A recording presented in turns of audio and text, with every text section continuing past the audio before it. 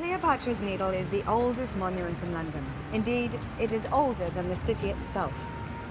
It was originally erected in Heliopolis in Egypt in around 1500 BC and is covered in hieroglyphics, spelling out the pharaoh's name. In 12 BC, it was moved to Alexandria, where it lay prone in the sand until its removal to London. This was not an easy job. The obelisk is nearly 70 foot high and weighs 168 tons. So when Mehmet Ali, Viceroy of Egypt, first offered it to Britain in 1819, the British government felt it was too difficult and too expensive to transport. It wasn't until 1877 when the wealthy surgeon Erasmus Wilson decided to pay the £10,000 transportation cost that it set sail for Britain.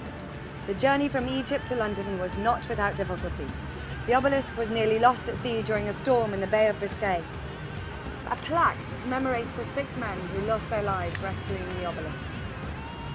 In its base was placed a time capsule, which included, amongst other things, a portrait of Queen Victoria, a box of coins of the day, a box of cigars, a baby's bottle, and portraits of 12 of the great beauties of the time.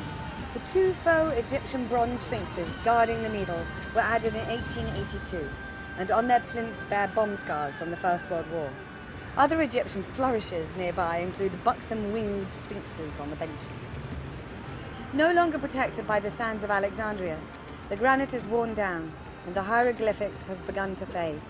Indeed, the needle has probably suffered more in its 130 years in polluted London than the 3,000 years it was in Egypt.